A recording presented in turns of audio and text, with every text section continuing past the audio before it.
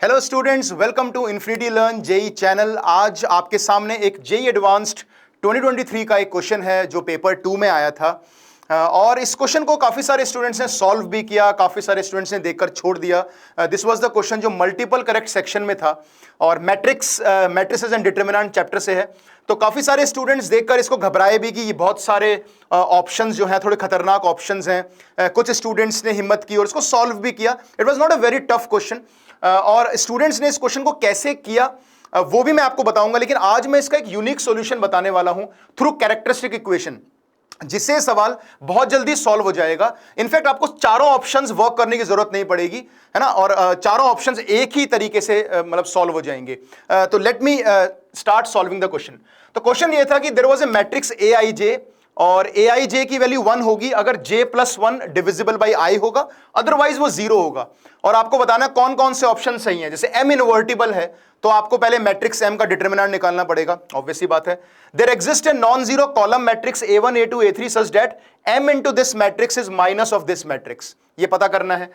The set x belongs to R cube and mx equals to 0 is not equal to a null matrix या not equal to a singleton set 0।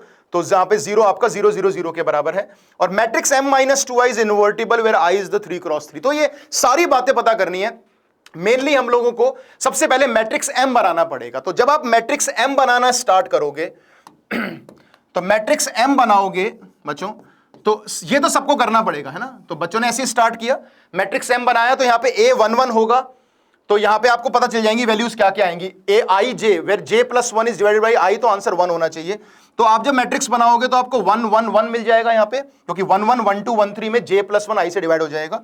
यहाँ पे 1 आएगा, यहाँ 0, यहाँ 1 और 0 1 0, है ना। यहाँ पे जो आपके एलिमेंट आएगा a23, यहाँ पे जो एलिमेंट आएगा उसमें आप बोल सकते हो कि जो 3 प्लस 1 होगा, ठीक है। तो a21 यहाँ पे a22 जो आएगा, तो 2 plus 1 is not divided by 2। और यहाँ पे आएगा आपका 3 1, तो 2 इज नॉट डिवाइडेड बाई 3। और यहां आएगा 3 3, 4 इज नॉट डिवाइडेड बाई 3। बाकी सब 1 1 1 आ जाएंगे। तो ये मैट्रिक्स सबने बना लिया। अगर इसका डिटरमिनेंट हम चेक करेंगे तो डिटरमिनेंट चेक करने पर इसका आंसर 0 आ रहा है। दैट मींस कि ये m जो है वो इनवर्टिबल तो नहीं है, तो पहला ऑप्शन रॉन्ग हो गया। इतना सबने कर लिया। उसके बाद बच्चों ने क्या करना स्टार्ट किया, यहां पे m माइनस 2i का डिटरमिनेंट निकाला, है ना, ये निकाल के देखा होगा आपने। mx इक्वल टू 0 एक होमोजीनियस सेट ऑफ इक्वेशंस है, वहां से बच्चों ने सॉल्व किया। और एक ये भी ऑप्शन था जो बच्चों को थोड़ा सा कंफ्यूजिंग लगा कि m into a1 a2 a3, तो मल्टीप्लाई करके देखा क्या इसके बराबर आएगा या नहीं आएगा। तो यहां पे इस क्वेश्चन को मैं आपको कैरेक्टरिस्टिक इक्वेशन से सॉल्व करके बताता हूं।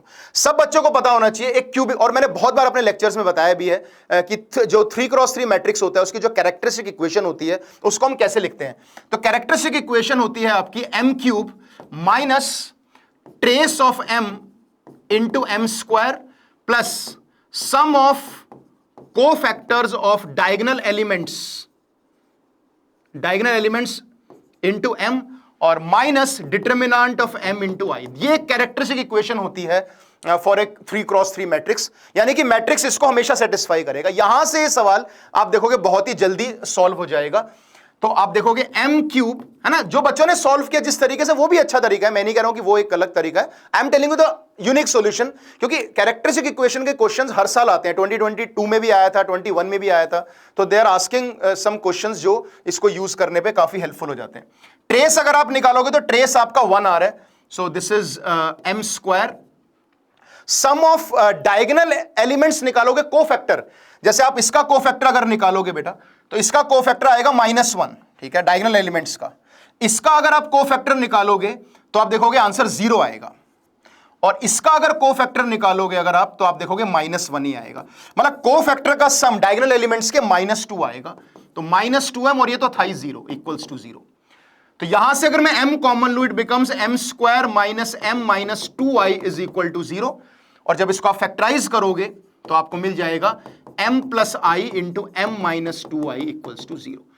और आपने बहुत अच्छे से पढ़ रखा है, ये बहुत अच्छे से पढ़ रखा है कि जब मैट्रिसेस का प्रोडक्ट 0 होता है, नल मैट्रिक्स होता है, तो जरूरी नहीं है कि सारे नल मैट्रिसेस हों। हो सकता है ये भी नॉन नल हो, ये भी नॉन नल मैट्रिक्स हो, ये भी नॉन नल मैट्रिक्स हो। पर अगर ये नॉन नल मैट्रिसेस भी हैं तो लेकिन ये सिंगुलर होने बहुत जरूरी है। जैसे डिटर्मिनेंट ऑफ m जीरो होना जरूरी है, वो तो हो ही रहा है, हमने देख ही लिया। m प्लस आई का डिटर्मिनेंट भी जीरो होगा और m माइनस 2i का डिटर्मिनेंट भी जीरो होगा। तो ये पक्की बात है, ये सबने थ्योरी पढ़ रखी है। तो यहां पे डिटर्मिनेंट ऑफ m भी जीरो होगा, m प्लस आई भी जीरो होगा और m प्लस, बस कहानी यहीं खत्म हो जाती है।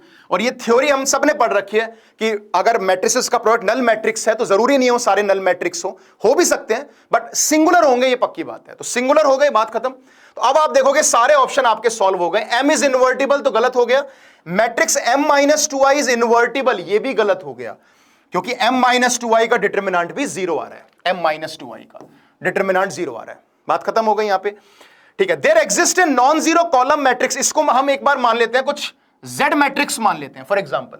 तो ये बोलना चाह रहा है बी ऑप्शन में mz equal to minus z, यानी m plus I into z is a null matrix. कैसा पॉसिबल हो सकता है?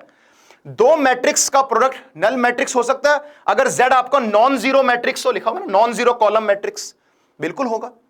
अगर दो मैट्रिक्स का प्रोडक्ट नल मैट्रिक्स आ रहा है और आप ये देखो m प्लस आई, या तो दोनों नल मैट्रिक्स हो सकते हैं, हो सकता है दोनों ही नल मैट्रिक्स ना हो, तो ये भी नल मैट्रिक्स नहीं है, ये भी मान लो नल मैट्रिक्स नहीं है, लेकिन ये जो स्क्वायर मैट्रिक्स है इसका डिटर्मिनेंट जीरो होगा, तो दैट इज पॉसिबल, क्योंकि m प्लस आई का डिटर्मिनेंट जीरो हो रहा है। तो ऐसी पॉसिबिलिटी बिल्कुल है, बिल्कुल होगा कि m plus I into z का प्रोडक्ट जीरो हो सकता है। लिखा है ना there exist non zero column matrix, ताकि ये जीरो हो जाए। तो z एक नॉन जीरो कॉलम मैट्रिक्स है, इन दोनों का प्रोडक्ट जीरो होगा, बिकॉज अगर m प्लस आई, इसके हिसाब से m प्लस आई या तो नल मैट्रिक्स होगा, तो null into some non null is zero, या फिर अगर तब भी अगर ये नॉन नल भी हुआ तब भी इसका डिटर्मिनेंट जीरो है, सिंगुलर है, तो बिल्कुल हो सकता है। तो कहानी यही खत्म हो गई। तो जिसके कॉन्सेप्ट क्लियर है वो आराम से बना लेगा कॉन्सेप्ट, ठीक है ना। और सी ऑप्शन की बात करते हैं, mx इक्वल टू जीरो में जो x निकलेगा वो भी नॉन जीरो ही होगा। तो ये वही वाली बात हो गई, सेम कहानी, mx equal to null matrix है, तो x क्या नॉन जीरो होगा? बिल्कुल, क्योंकि आप खुद ही सोचो कि m आपका ultimately m into x null matrix है, तो या तो आपके दोनों नल मैट्रिक्स हो, या हो सकता है कोई एक नल हो एक ना हो, जो भी कहानी बनेगी, लेकिन अल्टीमेटली आप देखोगे कि अगर दोनों ही नल मैट्रिक्स नहीं है तो m आपका स्क्वायर मैट्रिक्स है, उसका डिटर्मिनेंट जीरो है। तो बिल्कुल कोई ना कोई ऐसा नॉन जीरो मैट्रिक्स हो सकता है जाके mx जीरो हो जाए। और ये वैसे भी सेट ऑफ होमोजीनियस इक्वेशंस हैं। सेट ऑफ होमोजीनियस इक्वेशंस में हम बात करते हैं, डिटर्मिनेंट जीरो आ रहा है। डिटर्मिनेंट जीरो मतलब इनफाइनाइट सॉल्यूशंस। इनफाइनाइट सॉल्यूशंस का मतलब नॉन ट्रिवियल सॉल्यूशन, और नॉन ट्रिवियल में ऑब्वियसली जो x होता है वो नॉन जीरो ही होता है ना, 0 0 0 ट्रिवियल सॉल्यूशन होता है, यूनिक सॉल्यूशन होता है।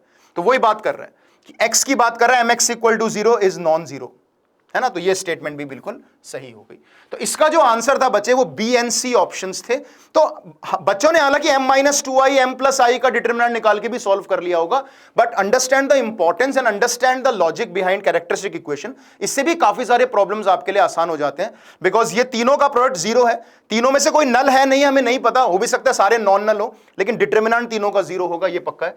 तो डिटर्मिनेंट जैसे जीरो हो गया आपका, तो इसके साथ अगर कोई भी नॉन जीरो मैट्रिक्स मल्टीप्लाई करोगे तो वो नल मैट्रिक्स आ जाएगा। क्योंकि ऐसा पॉसिबल है कि दो मैट्रिक्स अगर जीरो आ रहा है और एक नॉन जीरो है, तो दूसरा या तो जीरो होगा या उसका डिटर्मिनेंट जीरो होगा, but that is a possibility, क्योंकि डिटर्मिनेंट तो जीरो है ना। तो इसलिए आपके ऑप्शन जो है बी भी सही हो गया, सी भी सही हो गया, and that's why a and d आपके गलत हो गए, क्योंकि they are non invertible matrices, उनका डिटर्मिनेंट जीरो है। ठीक है, so thank you so much, और सब्सक्राइब करते रहिए इन्फिनिटी लर्न जेई चैनल को। मैं ऐसे सेशंस के साथ और आपके सामने आता रहूंगा। आई होप सभी को समझ में आया होगा। एक अलग यूनिक सॉल्यूशन बताया मैंने, ताकि आप पिछले साल के क्वेश्चन उठा के देखना, जो a की पावर 7 वाला क्वेश्चन आया था, या ट्रेस ऑफ ए मैट्रिक्स का 2020 में जो क्वेश्चन आया था, वो सारे questions can be solved through characteristic equation. तो ये कई बार काफी आसान हो जाते हैं ऐसे क्वेश्चन सॉल्व करने। ठीक है, थैंक यू सो मच बच्चों।